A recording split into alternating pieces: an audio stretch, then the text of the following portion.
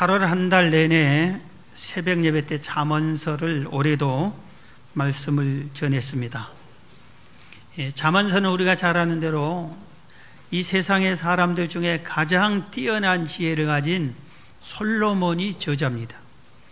그런데 마지막 2장, 30장은 아굴이 저자이고, 오늘 본문으로 삼은 31장은 르무엘의 어머니가 그의 아들 르무엘에게 훈계한 내용이 오늘 본문입니다. 오늘 이 31장은 이 잠언서의 결론과 같은 말이에요. 그렇기 때문에 지혜가 중요하다, 지혜로운 것을 계속 가르치면서 맨 마지막에 너는 훈계를 받아들여라. 그러면은 지혜로울 것이다, 지혜를 얻을 것이다, 네 인생이 잘 될 것이다, 이렇게 말씀을 해주고 있습니다.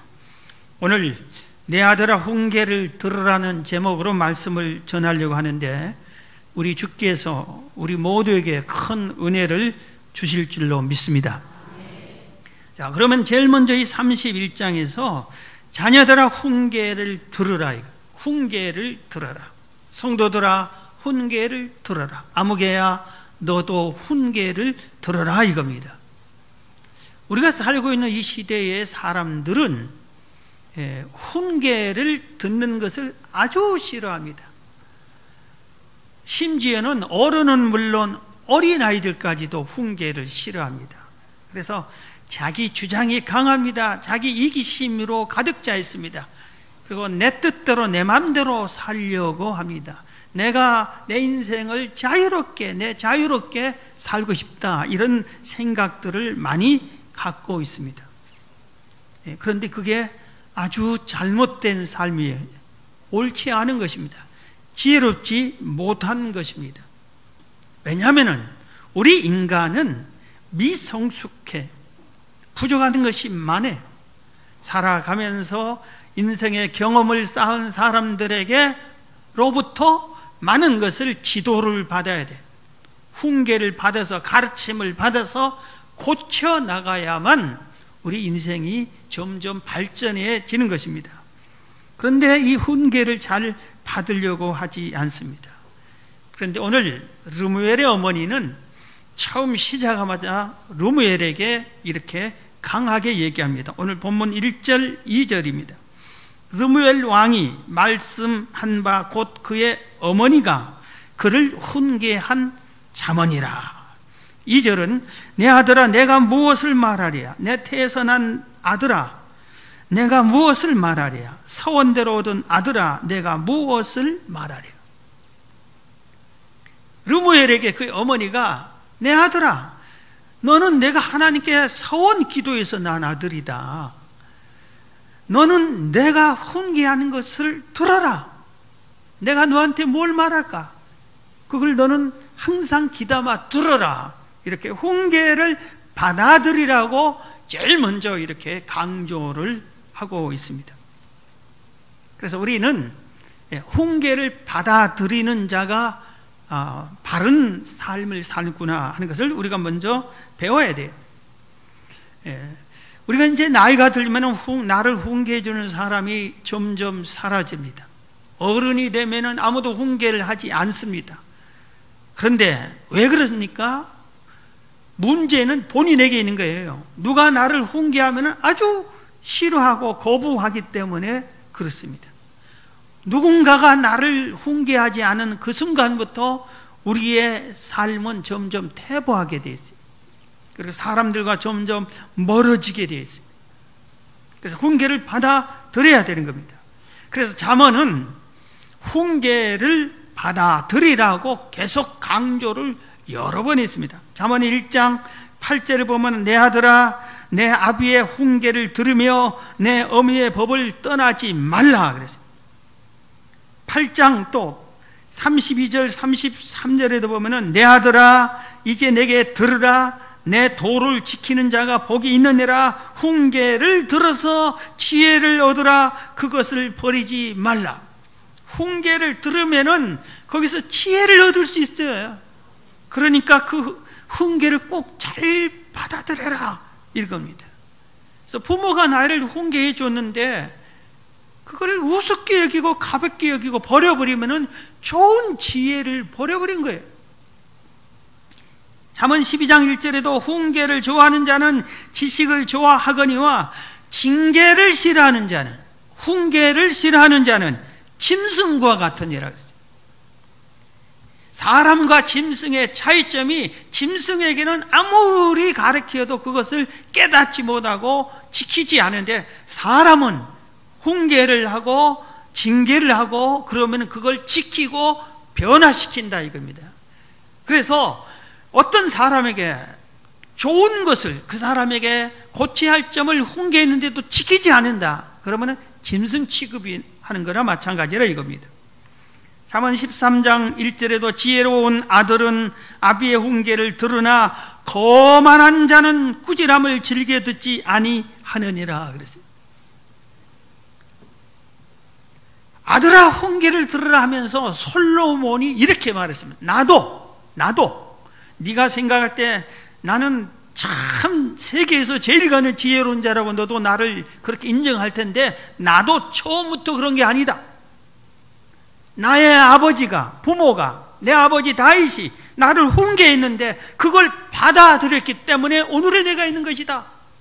지금 솔로몬은 그러면서 내 아들아, 너는 내가 한 훈계를 받아들여야 된다. 훈계를 들으라. 그렇게 강력하게 요구하고 있는 것입니다. 나를 훈계하는 사람은 나를 사랑하는 사람입니다. 내가 잘 되기를 원하는 사람입니다. 그래서 오히려 우리는 나를 훈계하는 사람을 싫어하고, 저도 개인적으로 어떻게 보면 인간이기 때문에 누가 나를 자꾸 이렇게 이걸 고치세요 뭐 이런다든지 이렇게 얘기하면은 되게 기분이 나빠요. 되게 기분이 나빠요. 가끔 제 아내가 저한테 그렇게 하는데, 설교 딱 끝나고 복양실에 올라가면 아내가 가끔 한 번씩 그건 왜 그렇게 했냐고 그럽니다. 그러면 제가 되게 기분 나빠합니다. 잔소리하지 마, 오늘은 주일이야, 내 건들지 마, 다음에 얘기해, 그럽니다. 그런데 속으로는 그게 맞다, 내가 잘못했다 하고 고칩니다. 그리고 고맙게 생각을 합니다. 부부간에도 가족간에도 함부로 훈계를 못해. 이것은 뭔가 문제가 있는 거예요. 훈계를 나한테 하지 말라 이런 권위의식이 너무 강한 사람은 가족에게 본인도 잘못되고 가족도 잘못될 수 있어요. 여러분이 훈계를 잘 받아들이고, 훈계를 또 우리는 어른이기 때문에 자식들에게 할 줄을 알아야 돼요. 그런데 자식이 반감이 나타나고 분노하고 게끔 잘못된 훈계를 하면 안 돼요. 슬기롭게 지혜롭게 받아들이게끔 훈계를 하는 것이 아주 어려운 일이에요. 그런데도 꼭 해야 돼요. 왜? 자식은 부족한 것이 많으니까. 그런데 그가 반감이 가지 않도록 지혜롭게 어떻게 하면 훈계할까, 그걸 깨달아서 우리는 또 그거 할 줄 알아야 됩니다. 여러분, 훈계를 받아들이고 지혜롭게 훈계를 할 줄 아는 여러분 되길 주의 이름으로 축원합니다. 자, 그러면 오늘 핵심, 르무엘의 어머니는 어떻게 르무엘에게 훈계를 해서 자기 아들을 왕으로 만들었을까? 르무엘이 왕입니다. 그래서 우리가 잠언서의 결론이에요. 어떻게 훈계를 했는가? 무슨 훈계를 했나? 그래서 르무엘의 어머니가 그 아들에게 훈계한 것을 우리들이 그걸 받아들여서 나한테 훈계한 것으로 깨닫고 그걸 내가 고치면은 나도 사람들에게 인정받는 사람이 될 줄로 믿습니다. 그리고 이 좋은 것을 내가 내 자녀에게도 이런 식으로 훈계를 하면은 내 자녀들도 좋은 사람으로 성장할 줄로 믿습니다. 자, 그러면은 르무엘은 그의 어머니가 어떤 훈계를 했나? 그 어머니가 5가지 훈계했어요. 오늘 그걸 말씀드립니다. 첫 번째입니다. 자, 오늘 보면 3절을 보겠습니다. 잠언 31장 3절.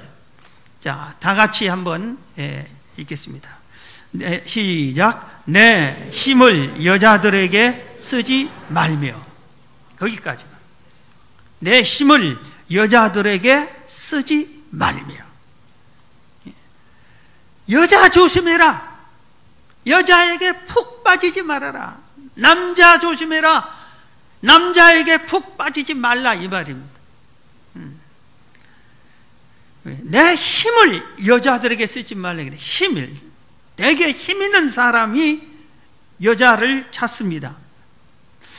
그러니까 돈이 있는 사람, 권력 있는 사람, 건강이 있는 사람, 지식이 뛰어난 사람, 재능이 뛰어난 사람, 미모가 뛰어난 사람, 이런 사람들이 이렇게 그 힘을 가지고 건설적인 데 사용을 해야 되고, 가정을 이끌어가는데, 직장이면 직장을 위해서, 회사를 위해서, 나라를 위해서 올바르게 건설적인 것에 사용해야 되는데, 그게 아니라 온 힘을 여자에게 푹 빠져서 여자에게 쏟은다 이겁니다.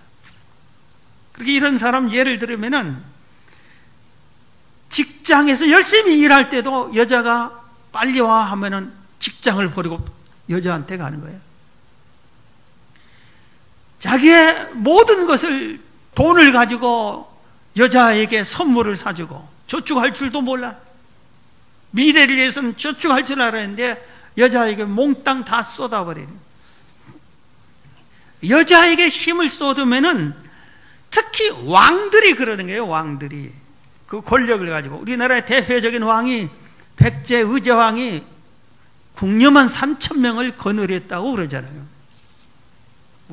조사하니까 3,000명은 있을 수 없다. 3,000명이 거할 집터도 없고 낙화함에서 떨어졌다는데, 낙화함 저도 가봤는데 3,000명이 올라갈 자리도 없어요.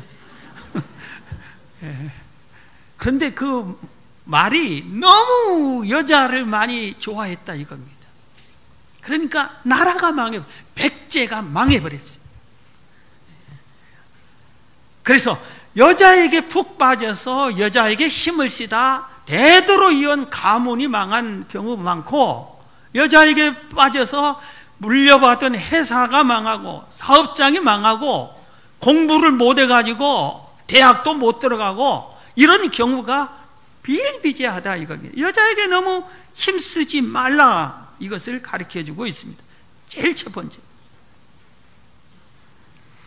구약 성경은 죄를 지적할 때 우상 숭배를 제일 먼저 지적했어요. 하나님이 이걸 제일 싫어한 것. 그런데 신약 성경은 제일로 죄를 지적할 때 먼저 지적한 것이 음행입니다. 음행죄입니다. 에베소서 5장 3절에 보면 음행과 온갖 더러운 것과 탐욕을 너희 중에서 그 이름조차도 부르지 말라 그랬어요. 갈라디아서 5장 19절 21절에 보면은 이 육체가 하는 일에 대해서 죄가, 이 육체가 무슨 죄를 지는가 순서대로 정해주는데, 육체의 일은 분명하니 곧 음행과 더러운 것과 호색과 우상숭배와 주술과 원수 맺는 것과 분쟁과 시기와 분냉과 당짓는 것과 분열함과 이단과 투기와 술취함과 방탕함과 또한 그와 같은 것들이라. 전에 너희에게 경계한 것 같이 경계하노니 이런 일을 하는 자들은 하나님의 나라를 유업으로 받지 못할 것이다 그랬어요. 이 육체가 죄를 짓고 육체가 하고 싶은 죄를 순서대로 짓는데 제일 먼저 음행이에요. 그런데 이 음행과 같은 것을 다른 죄는 한 가지 지적하는데 3번이나 지적해요. 음행, 호색, 방탕, 이렇게. 그래서 말세는, 이 시대는 마귀가 믿는 성도들을 음행죄로 제일로 파괴를 많이 시킵니다. 그래서 남자가 괜히 호색에 빠져서, 여자에게 푹 빠져서 거기에 다인 줄 알고 삼손이 들릴라에게 빠지는 것처럼 그렇게 되는 겁니다.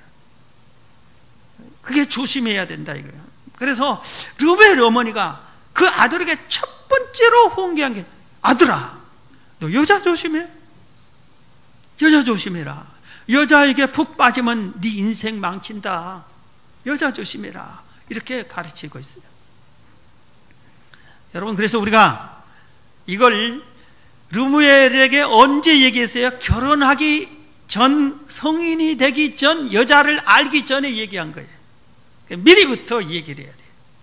여자하고 완전히 그냥 푹 빠져있는 상태에서 여자 조심해야 듣지를 않습니다. 두 번째입니다. 르무엘의 어머니는 르무엘에게 무엇을 훈계했을까? 사람을 살리는 일을 해라 그랬어요. 오늘 보면 3절 다시 한번 봅니다. 내 힘을 여자들에게 쓰지 말며, 그 다음 다 같이 시작. 왕들을 멸망시키는 일을 행하지 말지어다. 왕들을 멸망시키는 일을 하지 마라. 사람을 무너뜨리는 일에 힘쓰지 말고 사람을 살리는 일에 힘을 써라. 사람을 살리는 일에 힘써라. 어디서나, 어느 모임이나 어느 공동체나 거기 보면은 상대방을 막 비방하고 무너뜨리고 헐뜯고 이런 사람이 있는 반면에 그 모임을 세우려고 하는 사람들, 그리고 그 모임에 있는 사람들을 살리려고 하는 그런 사람들이 있어요. 그래서 르무엘에게 어머니가, 야, 너는 가는 곳곳마다 사람을 살리는 일을 해야 돼요. 사람 죽이는 일을 하면 안 된다 이겁니다. 여러분, 사람 죽이는 일을 하면은 어떻게 합니까? 무너뜨리는 일을 하면 그 사람이 가만히 있습니까? 원한을 품습니다. 원수를 갚으려고 하는 거예요. 그래서 자기가 원수 못 갚으면 자식에게 얘기해 줍니다. 그럼 자식이 같은 원한을 품고 언젠가는 보자, 내가 저 사람을 가만히 두지 않겠다, 이 원한을 품어요. 여러분, 뒤에서 칼을 갈고 있는 사람이 나를 겨누고 있는 그런 인생이 되기 싫거들랑 사람을 무너뜨리는 일을 하지 말아야 돼요. 그걸 오히려 도와주는 일을 해야 돼요. 어느 분이 세상을 떠났어요. 그런데 수많은 사람들이 와서 다 한마디씩 해요. 나는 저분이 이런 도움을 주어서 내가 살아났습니다. 저 사람은 나의 생애의 은인입니다. 남 모르게 남을 살리는 일을 많이 한 사람이에요. 여러분, 사람을 살리는 일이 교회가 할 일입니다. 교회의 다른 일이, 그래서 우리가 생명센터 하는 것처럼 교회는 생명을 살리는 일을 해야 돼요. 그래서 누구든지 죽고 싶은 사람이 교회 오면은 살 힘을 얻어야 돼요.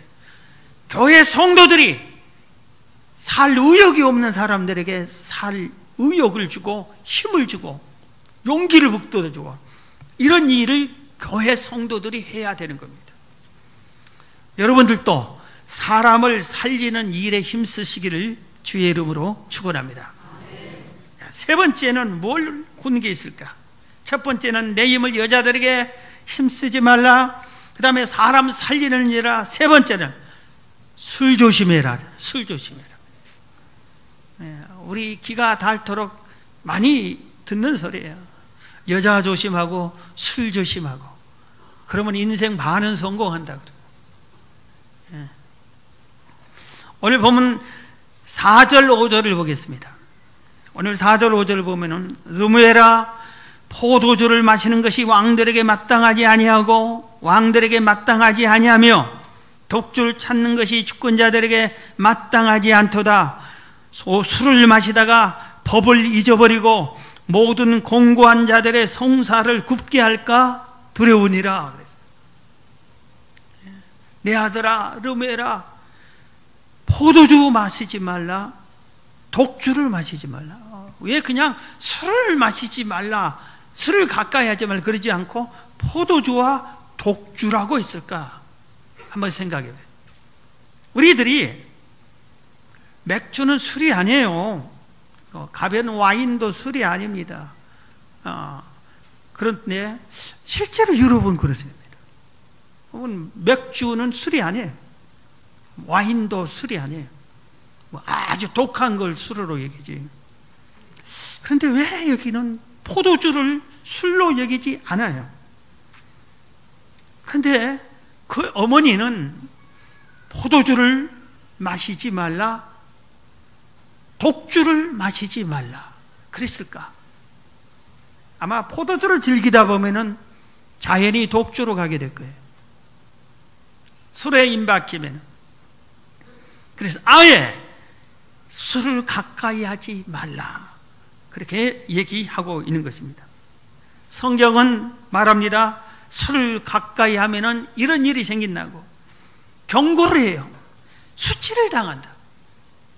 술 취하면은 술취를 당한다. 재물과 명예를 잃는다.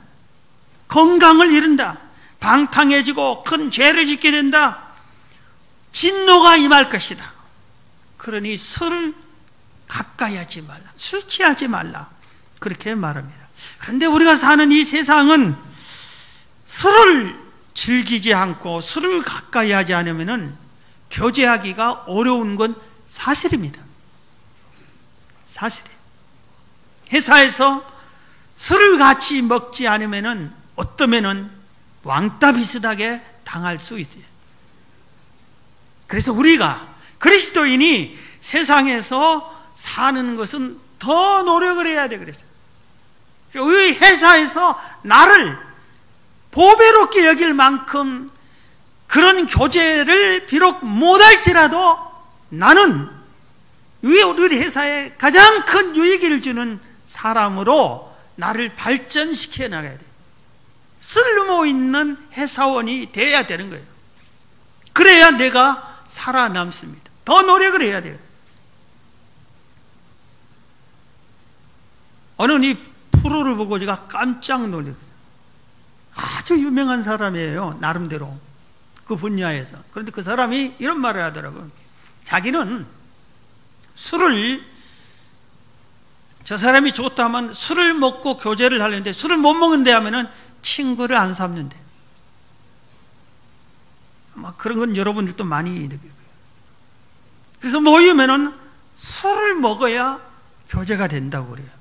술을 먹어야 교제가 된대. 그래서 어떤 분이, 그분은 예수 믿니 안 믿니 그걸 표현도 안 했기 때문에 저도 모르지만 이렇게 얘기하더라고요.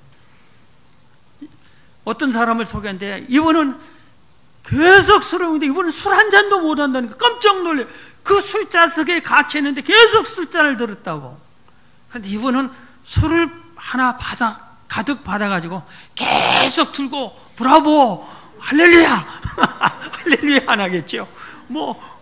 하여튼 마시자 즐기자 그러겠지만 마시지는 않아요. 그리고 또 어떤 분은 그 좌석에서 자기는 술을 2리터를 마신대요. 어떤 사람들이 다 술을 2병씩 마실 때 자기는 물을 2병 마신다. 물로. 물 색깔과 소주 색깔이 똑같습니다. 그래서 그렇게 한다 이거죠. 여러분, 다니엘서 5장에 보면은 벨사살 왕이 나옵니다. 나라의 왕이 나라를 통치해서 이끌어갑니다. 그런데 이 왕의 단점이 뭐냐면은 술을 좋아해요. 그러면은 정사가 끝나고 저녁에 집에 가서 왕궁에 가서 그냥 왕비도로 술 한 잔 차려달라고 해서 혼자서 이렇게 마시고 왕비랑 같이 마시고 그러면 좋을 텐데 그게 아니라 왕이니까 신하들 불러놓고 거기서 신하들 한 잔씩 주면서 아주 기분 좋게 마시려고 그러는 겁니다. 그러니까 신하 중에는 왕이 같이 술하자고 하니까 아주 영광스럽게 생각하는 신하도 있지만 술을 싫어하는 신하들은 호역이에요, 호역. 그리고 국가의 정사를 열심히 일할 사람이 왕이 술을 먹여가지고 취해가지고 나라 일을 제대로 못 봐요. 어느 한 날은 1000명이나 되는 그 나라의 귀인들 1000명이나 모아놓고 술잔치를 벌였어요. 술이 들어가니까 헷가닥 한 거예요. 잘못된 길로 갑니다. 자기 나라가 유대 이스라엘을 점령하고 예루살렘 성전에서 있는 모든 은, 금, 모든 성전에서 하나님께 제사 지낼 때 사용하는 그릇들을 다 뺏어왔어요. 다른 것들도 다 뺏어왔지만 그것도 뺏어왔어요. 그런데 이 왕이 우리가 점령한 저 이스라엘 백성들이 하나님이라고 하는 신을 믿을 때 쓰는 그 금잔, 은잔 그거에다 마십시다. 여봐라 그 잔을 가져오라. 하나님에게 사용하는 그릇으로 술을 먹고 싶어요. 술을 먹으면은 개팍한 생각이 드나 봐요. 거기다 이렇게 따라 마시는 겁니다. 브라보! 하고. 그래서 아무도 그를 막을 수 없잖아요. 하나님이 직접 심판하신 겁니다. 술을 큰하게 마시는데 벽에 하나님이 손가락만 딱 나타나서 딱 하나님이 글씨를 썼습니다. 아무도 해석 못해요. 다니엘이 해석해. 왕이 저울에 달아서 부족합니다. 메네메네 되길 우바르신이란 글입니다. 그리고 오늘 당신 나라는 멸망합니다. 그럽니다. 그 뜻이 그렇습니다 했더니 진짜 바로 그날 밤에 적군에 의해서 나라가 망하고 그 왕이 죽습니다. 나라가 망해버립니다. 무엇이 이렇게 했어요? 술이 우리 인생을 망치는 것 중에 하나가 술 먹고 쌓인 잘못해서 재산 다 날린 사람들이 많아요. 술 먹고 잘못해서 계약서를 썼는데 노예 같은 계약서를 써버리고 말았어요. 이건 계약서 이렇게 쓰면은 할 수 없어요. 도리가 없어. 자기가 직접 계약했는데. 여러분, 술을 가까이 하지 마시기를 주의 이름으로 축원합니다. 그리고 우리가 우리 자녀들에게도 이렇게 해야 돼. 내 힘을 여자에게 힘쓰지 말라. 사람을 살리는 사람이 되라. 술을 가까이 하지 말라. 네 번째, 약한 자에게 자비를 베풀어라. 오늘 잠언 31장 8절 9절입니다. 너는 말 못하는 자와 모든 고독한 자의 송사를 위하여 입을 열지니라. 너는 입을 열어 공의로 재판하여 공고한 자와 궁핍한 자를 신원할지니라. 르무엘 어머니가 르무엘에게 참 좋은 것을 가르쳤어요. 이 시대에 우리 부모님들이 자녀들에게 이걸 꼭 가르쳐야 돼요. 그리고 우리도 이걸 꼭 실천해야 돼요. 어느 사회나 어느 나라나 약자가 있고 강한 자가 있어요. 부자가 있고 가난한 자가 있어요. 그런데 약자를 돌보는 사람, 자비를 베풀 줄 아는 사람이 되어라. 그렇게 말하고 있어요. 공고한 자, 궁핍한 자를 신원하는 자가 되라. 하나님도 성경에 고아와 과부를 돌보라고 명령하셨어요. 나 살고 힘든데 내가 남을 어떻게 신경 쓰냐고 그러는데 하나님은 그게 아닙니다. 너보다 더 어려운 자를 네가 돌봐줘라. 그럴 때 하나님이 우리의 어려움을 도와주실 줄로 믿습니다. 자, 다섯 번째, 이게 제일로 중요한 거예요. 그리고 제일로 설명할 것이 많습니다. 결혼 잘해라. 결혼 잘해라. 자, 오늘 본문 10절입니다. 누가 현숙한 여인을 찾아왔겠느냐? 그 값은 진주보다 더하니라 그랬습니다. 오늘 르무엘의 어머니가 내 힘을 여자에게 힘쓰지 말아라. 사람 살리는 일을 해라. 술 조심해라. 약한 자에게 자비를 베푸라. 그러면서 결혼을 잘해야 된다. 네 인생 영원히 같이 살, 오랫동안 가장 많이 살 너의 아내를 잘 선택해야 된다. 그러면서 현숙한 여인을 선택해라. 이렇게 가르쳐 줍니다. 그러니까 르무엘이 여자에 푹 빠지기 전에, 결혼 상대를 정하기 전에, 어느 여자를 만나기 전에 이런 말을 해줘야 돼.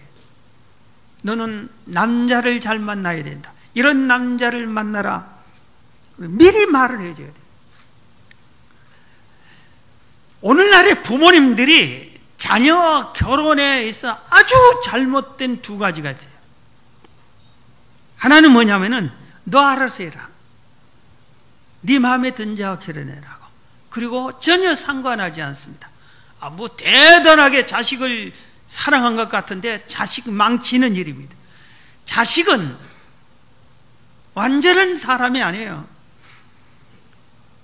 한번 사랑에 푹 빠지면, 여자에 빠지면 그 여자가 흠이 있건 없건 옳은 길이건 옳은 여자건 나쁜 여자건 상관없이 결혼하려고 든다고. 그렇기 때문에 네 알아서 해라가 아니라 그런 걸 결정하고 그런 나이가 될 때쯤 여자를 사귀려고 하는 그때쯤 딱 알아서 이런 여자를 선택해라고 가르쳐줘야 돼. 그래서 네 알아서 하는 게 제일 잘못된 거예요. 두 번째, 내가 택한 여자하고 결혼해라. 이 사람 너무 간섭한 사람이야. 재력이 어떠지? 직장이 뭐지? 학교는 어디 나왔지? 집안은 어떠지? 그 부모는 어떤 분이지? 외모는 어떻지? 모든 것을 일일이 부모가 일일이 다 간섭해가지고, 야, 이건 마음에 안 든다, 이건 부족하다, 이건 우리 집안하고 어울리지 않아, 이러면서 다 이렇게 자기가 간섭해서 자기 마음에 든 사람과 결혼을 시키려고 하는 거예요. 이게 아주 잘못된 거예요. 두 가지 다 잘못된 거예요. 그러면 안 돼요. 현숙한 여인하고 결혼해라 하고 소개를 해줄 수, 이런 여자가 좋은 거다, 이겁니다. 현숙한 여인이 그럼 뭔가, 어떤 여인을 현숙한 여인이라고 하는지 오늘 본문에 보면서 우리가 알 수 있습니다. 10가지가 있어요. 첫 번째, 남편의 신임을 얻는 여인, 남편의 신뢰를 얻는 여인. 11절에 그래요. 그런 자의 남편의 마음은 그를 믿나니, 아내를 믿어. 남편이, 이런 사람 많습니다. 저는 내 남편을 믿을 수가 없어요. 제 아내를 믿을 수가 없어요. 돈을 맡길 수가 없어요. 믿지 못하니까. 그런 사람들이 말이에요. 남편의 신뢰를 얻는 여인, 네가 신뢰할 만한 여인을 선택해라, 이겁니다. 그 다음에 남편을 돕는 여인, 12절에 남편에게 선을 행하고 악을 행하지 않는 그런 여성을 선택해야 돼. 남편의 도움이 되는 여인이에요. 오히려 남편에게 악을 행하는 여인들이 있어요. 악을 행하는 남편들이 있어요. 이런 사람을 갖지 말라. 돕는. 세 번째는 부지런한 여인을 선택하라. 부지런한 여인. 13절에서 14절. 부지런한 사람. 아무리 조건이 좋고 천하의 미모가 좋을지라도 게으른 사람은 집안을 말아먹습니다. 게으른 것은 하나님이 싫어하셔요.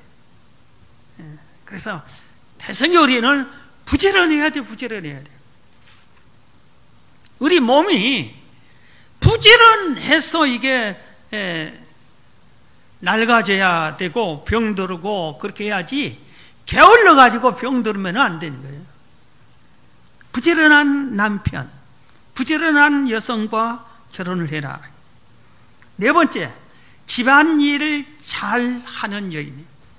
집안일을 잘하는 여인의 부분은 식구들에게 식사를 잘, 음식을 만들어주고, 여종들을, 집안에 있는 여종들을 일거리를 딱 분배해서 잘 할 수 있게 해주고, 또 재산을 증식시킬 줄도 알고 재물을 허비하지 않고, 이걸 말하는 겁니다. 제가 제 딸이 결혼할 때, 결혼하기로 하고 결혼 이렇게 할 때 몇 번 얘기한 게 있어요. 너 아침 식사를 꼭 남편 아침 식사를 해줘라. 된장국 끓여서 밥 해줘라. 그랬어요. 그냥 바쁘다고 뭐하고, 서로 바쁘다고 하면서 빵 먹고 가, 우유 먹고 가, 뭐 먹고 한테 알아서 해, 그러지 말고 식사를 해줘, 음식을 해줘. 오늘 본문이 그걸 가르쳐줘. 식구들에게 음식을 대접해야 돼. 음식을 해줘야 돼. 그 다음에 다섯 번째, 현숙한 여인은 20절에 어려운 이웃에게 자비를 베푸는 여인이. 그리고 여섯 번째, 가족을 잘 살피는 여인. 바깥 일만 잘하는 것이 아니라 가정 일도 잘하는 사람. 바깥에는 일은 잘하는데 집안일은 형편없는 사람이 아니라 둘 다 잘하라, 이겁니다. 일곱 번째, 자신을 잘 가꾸는 연인. 이게 아주 제가 참 강력하게 강조하고 싶어요. 그래 읽어봐야 돼요. 22절 다 같이. 이제 오늘 본문 22절 시작. 그는 자기를 위하여 아름다운 이불을 지으며 세마포와 자색 옷을 입으며 자기를 사랑하려고. 자기를 위하여, 가족들을 위해서, 이웃을 위해서, 어려운 사람을 위해서 열심히 일을 하는데 자기를 위해서도 몸을 단정히 할 줄 아는 사람이 되라 이겁니다. 제 아내에게 여러 번 한 말 중에 하나가, 여보, 당신은 우리 온 동네가 당신이 삼일교회 목사 사모인 줄 다 알아. 말을 안 해도 다 알잖아. 그러니까 제발 교회 아주 가까운 거리라고 함부로 옷 입고 다니지 말고, 제발 신발도 아무 슬리퍼나 찍찍 끌고 다니지 말고, 제발 그런 말을 몇 번 했어요. 당신이 잘못하면 교회가 욕먹어.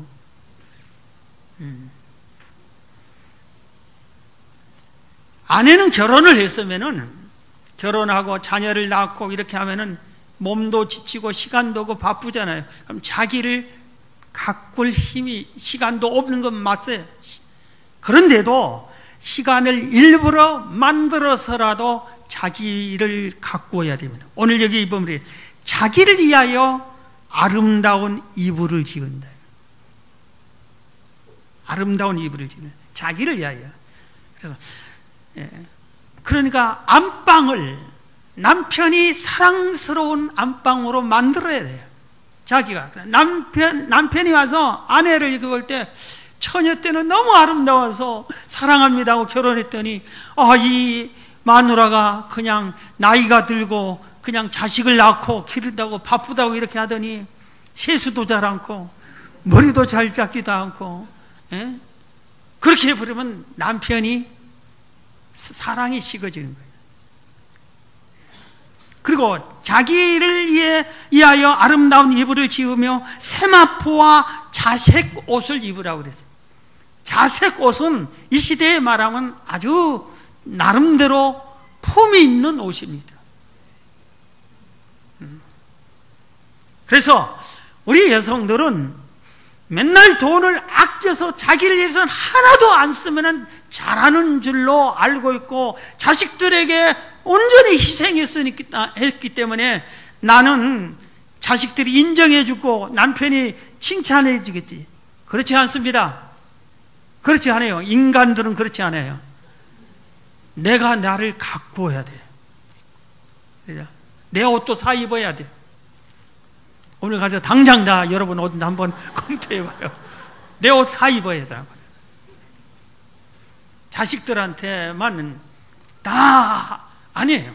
나를 위해서도 돈도 쓰고 시간 내서 가을 여행도 하루쯤 다녀오고 단풍 구경도 가고, 나를 위해서도 쉼도 얻고 평안하게 여유도 갖고 그래야 되는 거예요. 남을 위해서 여성들이 혼자 나가서 음식을 사 먹지를 못해요. 전략하는 것은 좋지만 나를 사랑해야 가족을 사랑하게 되는 거예요. 내가 나를 사랑해야 돼요. 그래서 우리가 거울 보고 너 잘생겼다 그래야 돼요. 너는 훌륭한 사람이다 그렇게 자꾸 해야 돼요. 내가 나를 사랑해야 돼. 이 바보야, 이 맹충아, 거울 보고 그래 보면은 남편도 이 바보야, 맹충아, 자식도 엄마는 모자라 그렇게 하고 다른 사람들도 그렇게 하는 거예요. 내가 나를 사랑하는 거예요. 자, 그 다음에 8번째, 남편이 직장과 이웃에게서 인정받게 내조를 잘해야지, 도와줘야 돼요. 평범한, 결혼할 때는 내 남편이 평범했어요. 그럼 아내가 내조를 잘하면은 남편이 평범한 사람들 중에서 뛰어난 사람으로 되는 거예요. 우리 역사가 그러잖아요. 바보 온달과 평강공주. 평강공주는 바보도 장군으로 만들었죠. 나라의 훌륭한 장군으로. 모두 다 바보라고 하는데 그 사람을 아내에게 달렸어요. 아내에게 달렸어요. 마찬가지요. 남편도 평범한 아내를 맞이했는데 남편이 아내를 잘 도와주고 아내가 존중받고 어디서나 인정받고 사랑받는 사람으로 되는 거예요. 그래서 현수간 여인은 남편이 직장과 이웃에게서 인정받게 내조를 잘하는 사람이다. 자, 그 다음에 아주 또 중요한 게 아주 중요한 게 9번째, 가족에게 인정을 받는 거예요. 가족에게. 오늘 이것도 중요하니까 28절입니다. 28절. 그의 자식들은 일어나 감사하며 어머니에게 일어나서 어머니 감사합니다. 그의 남편은 칭찬하기를 덕행 있는 여자가 많으나 그대는 모든 여자보다 뛰어나다 하느니라. 남편이 아내를 칭찬해주고 자식들이 어머니 고맙습니다, 감사합니다. 그래야 돼요. 아내로부터 이렇게 인정받는 남편이 되어야 돼요. 남편으로부터 사랑받는 아내가 되어야 돼요. 가족으로부터 인정을 받아야 돼요. 그게 자기에게 달려서 자기에게. 마지막 10번째, 가장 중요한 것이에요. 10번째가 30절입니다 30절 시작. 고운 것도 거짓되고 아름다운 것도 헛되나 오직 여호와를 경외하는 여자는 칭찬을 받을 것이니라. 하나님 믿는 사람과 결혼해라 이겁니다. 현수간 여인은 여호와를 경외하는 여인이다 이겁니다. 오늘 현수간 여인을 10가지나 르무엘 어머니가 그 아들에게 설명을 해줬어요. 이런 여인과 결혼해라 그렇게 했습니다. 르무엘은 어머니의 훈계를 잘 받아들여 가지고 그걸 지킴으로 왕의 자리에 올랐습니다. 왕이 되었습니다. 오늘 말씀을 마치겠습니다. 여러분 자녀에게 어떻게 훈계합니까? 무엇을 훈계합니까? 공부 잘해라, 공부 잘해라, 공부 잘해라 이것만 합니까? 르무엘 어머니가 뭘 훈계했습니까? 여러분은 훈계를 받고 있습니까? 받아들입니까? 에이 기분 나빠, 저 사람 꼰대네, 나한테 훈계를 하다니, 그러고 그런 사람을 멀리합니까? 오늘 훈계를 잘 듣고 훈계를 잘하는 여러분이 되시기를 주의 이름으로 축원합니다.